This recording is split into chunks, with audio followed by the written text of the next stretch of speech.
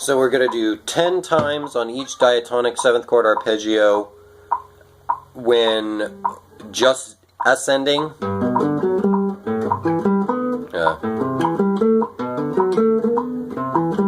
etc. But 10 times on each, so etc. And then once you get to the top, 10 times descending each. Alright, here we go. The descents have been a lot more difficult than the ascents for me. So just keep that in mind. Obviously, it's important to isolate the two.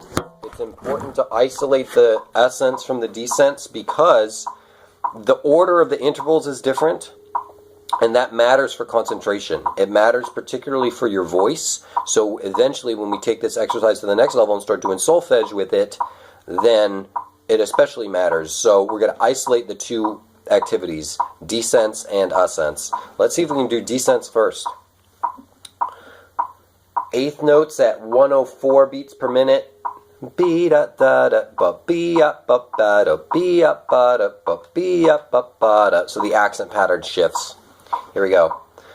1 and 2 and 3 and 4 and...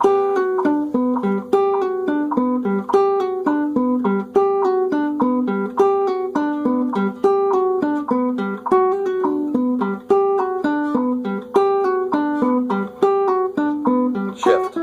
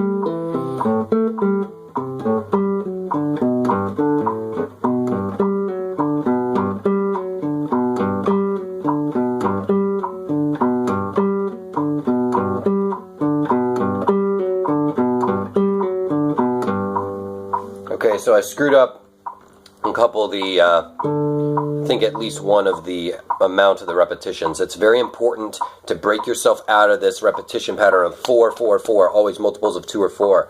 Get into patterns of trying to do something in tens, or so 10 repetitions, counting and keeping track of that.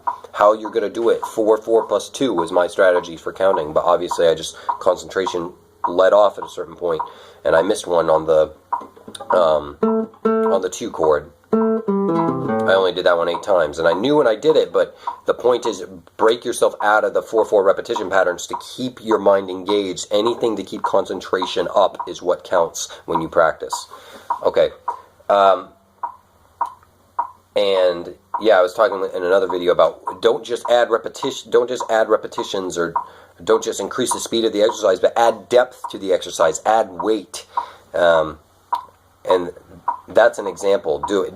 Little things you can do to increase the cognitive load of the exercise. That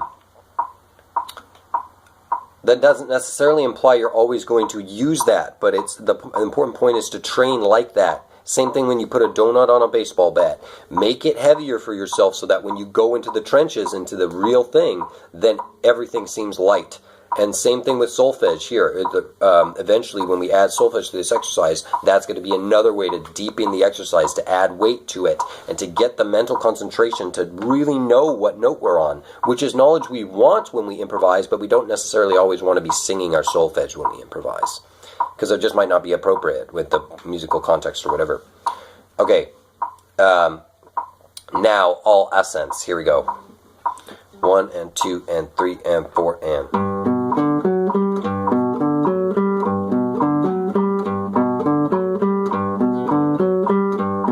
You'll see I'm hammering on sometimes.